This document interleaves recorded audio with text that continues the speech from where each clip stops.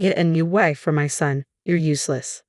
Those cruel words were hurled at me without a shred of remorse by my mother-in-law on the very day our multi-generational house was finally completed.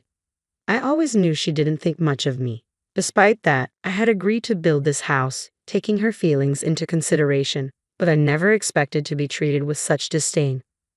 I stood there speechless as she smiled smugly.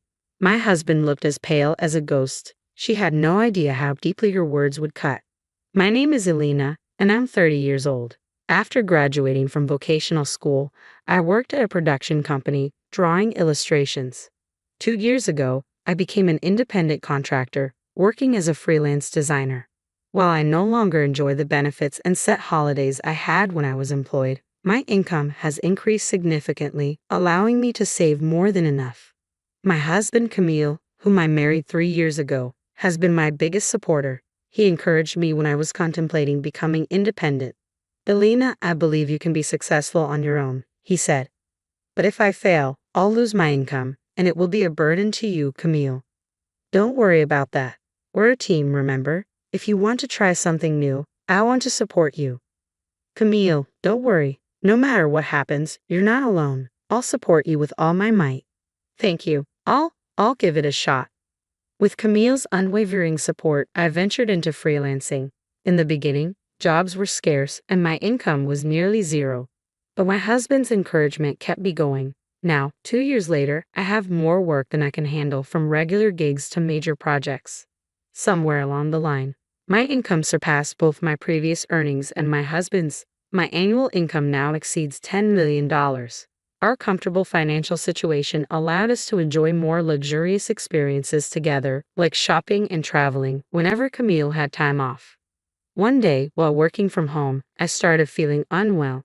When the discomfort persisted for several days, I visited the doctor. To my surprise, I discovered I was pregnant. I went home and nervously awaited my husband's return.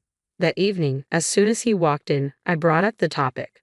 Hey Camille, you know I haven't been feeling well lately, right? So I went to the hospital today. Oh right, I'm sorry I couldn't go with you. Are you okay? Yeah, actually, there's something I need to tell you. I'm pregnant. What? You're pregnant? He stared at me with wide eyes, his bag slipping from his hand. Really? He asked, a smile spreading across his face. I nodded, beaming. Camille hugged me tightly. Thank you. Thank you so much, Elena. I'm so happy. Whoa, I can't breathe, Camille. Oh, I'm sorry. I was just so excited. Seeing you this happy makes me happy too, Camille. Let's work hard together. Absolutely. I'll work even harder so that you'll be okay when you're close to giving birth and can't work. Thank you. I plan to work until the last minute too, I said, smiling at Camille's tearful expression. As we started eating the dinner I had prepared, my husband could only talk about our future child. I wonder what the gender will be. We need to prepare various baby items. Should I take paternity leave? His enthusiasm made me laugh. He was probably mulling over all the details in his own way. At that moment, I decided to share something I had been contemplating for a while. Hey Camille, there's something I've been thinking about for some time. How would you feel about us building our own house? Huh? A house? Our own? I've always imagined that when we have a child, I'd want us to live in a standalone house. I envision creating a room just for our child and call it lavish, but I've also been thinking about having a study room. That sounds reasonable. With our future child in mind, our current condominium does feel a bit cramped. Exactly. Now that we know I'm pregnant, I really want to make this happen if we can. Yeah, I agree. Let's welcome our child into the best environment possible. So we made the decision to build a new house. On our days off, we toured model rooms and immediately began planning the floor layout, aiming to complete the house before the arrival of our child. About a month after discovering my pregnancy, we decided it was time to share the news with my in-laws. They lived about a 30-minute drive away from our condominium, but we seldom visited. The reason was simple, though unspoken. I found it challenging to deal with my mother-in-law. The issues began shortly after our marriage, perhaps even earlier when we visited his parents' house to announce our engagement. My mother-in-law had never been welcoming, often sporting a sullen expression. Initially, we used to visit them regularly, but she would always ask, "No children yet?" Her lack of understanding extended to my profession. She would remark, "Drawing for a living isn't a real job," whenever my husband and father-in-law were out of earshot.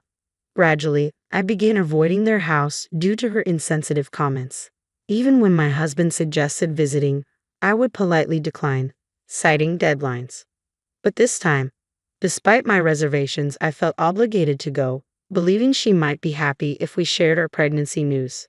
So, with my husband at the wheel, we set out for my in-laws' house. Upon arriving, I was greeted by my mother-in-law's usual sullen demeanor.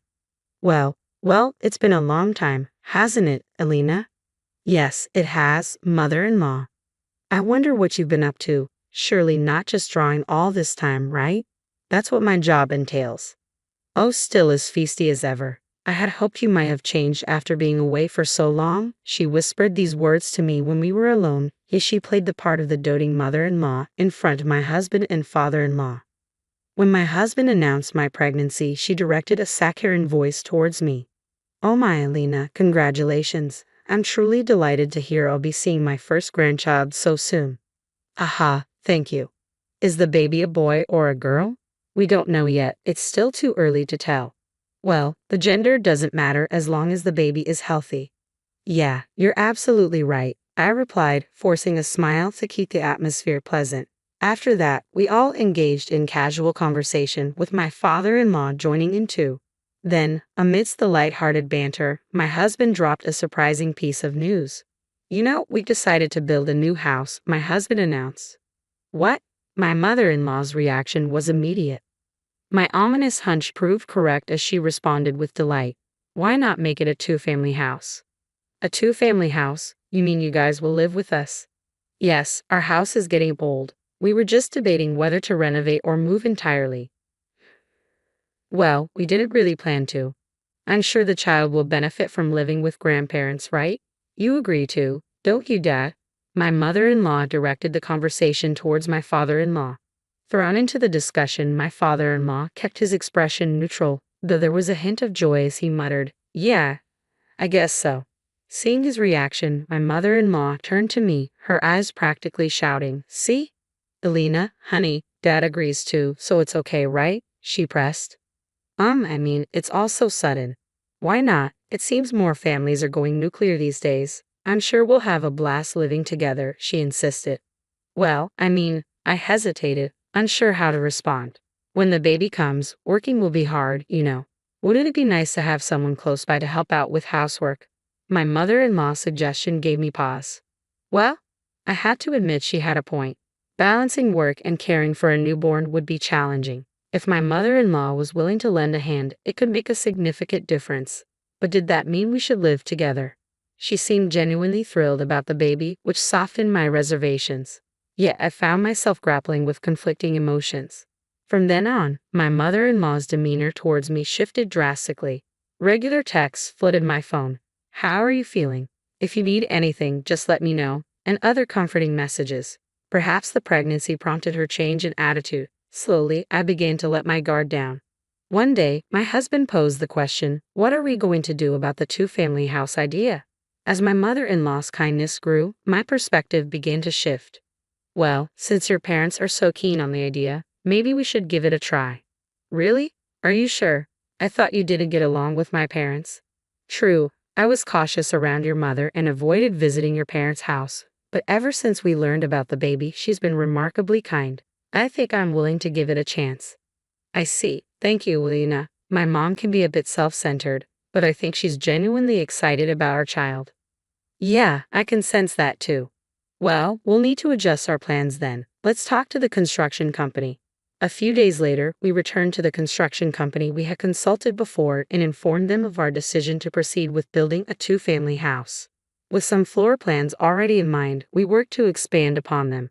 The process of designing our new home progressed steadily, with us occasionally bringing my in-laws along to consult with the construction company. But I remained oblivious, unaware that this decision would lead to such a predicament. A few months later, as I entered my third trimester, construction began. When I called my mother-in-law, Mil, to share the news, she dropped a bombshell. I've waited so long for this moment. I was getting pretty tired of having to be nice to you. What? Mother-in-law? Your baby is a girl, isn't it? You're so useless. Didn't I tell you not to have anything but a boy? Wait a minute, when I told you the gender last time, you said girls' clothes are cute. That's nice too. That's because your husband and Camille were there. You're not an idiot, are you? Is that so? Her words struck me like a heavy blow. I was rendered speechless as she continued mercilessly. Just so you know, it's too late to regret it now. The house is already under construction. I was just pretending to get along with you to ensure we'd live in the new house. Mother-in-law. Oh, by the way, I've made quite a few arrangements. Look forward to it, all right. With that, she hung up, leaving me with the dial tone. I couldn't fathom what my mother-in-law meant by arrangements, but the realization that she hadn't changed at all hit me even harder. I wanted to confide in my husband, but I couldn't bring myself to disrupt his happiness as he joyfully anticipated the baby's arrival. I had hoped to settle the matter after giving birth and calming down by the time the house was completed. A few months later, our daughter arrived safely, and the house was finished about 6 months later. We had briefed my husband on the rough details, and we agreed to keep our interactions with my mother-in-law to a minimum while allowing her to live in the two-family house we had built. However, on the day of the handover, my mother-in-law, brimming with anticipation, said to me, "Finally, this moment has arrived, Elena. Thank you for your efforts. From now on, you're on your own. Best of luck with your job and childcare." Excuse me, mother-in-law? Not only me, but my husband and father-in-law were also left speechless.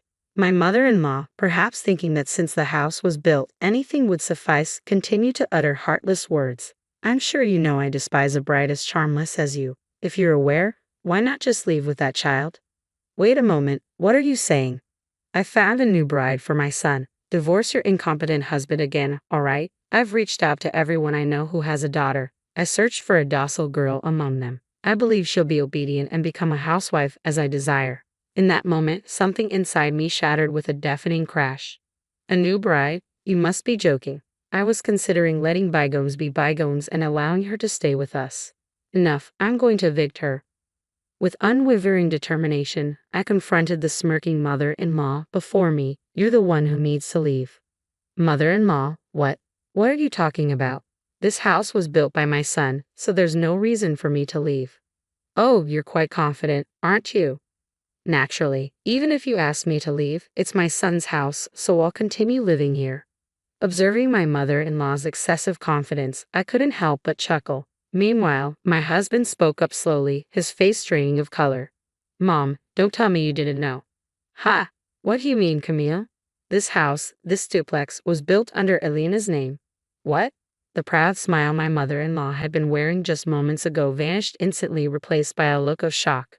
Visibly upset, she struggled to form her words. What are you talking about? She doesn't even have a job. How could she? That's what I've been telling you. Elena is an independent woman. She earns much more than I do. Is that true? Absolutely. When we decided to build this duplex, we exceeded our budget, but Elena covered the extra costs. What? That can't be true. The once smiling mother-in-law quickly paled, her expression now ashen. The final blow came from my father-in-law. He leveled a sharp accusation at my mother-in-law, who crumpled under the weight of his words. What was that remark you made earlier? Are you telling me you've been treating Elena like this behind our backs all along? And what about wanting a new wife? No, that's not it. I was just considering what's best for Camille. What's best for Camille? This was all you're doing. How could you treat Elena this way? I never thought you could stoop so low. I wanted to. No, please. Father-in-law declared, I'm going to get the divorce papers, and left the room. Left alone with me, mother-in-law turned to me, her eyes brimming with tears. Elena, please, you have to help me. If things continue like this, he's going to divorce me. What do you mean by help?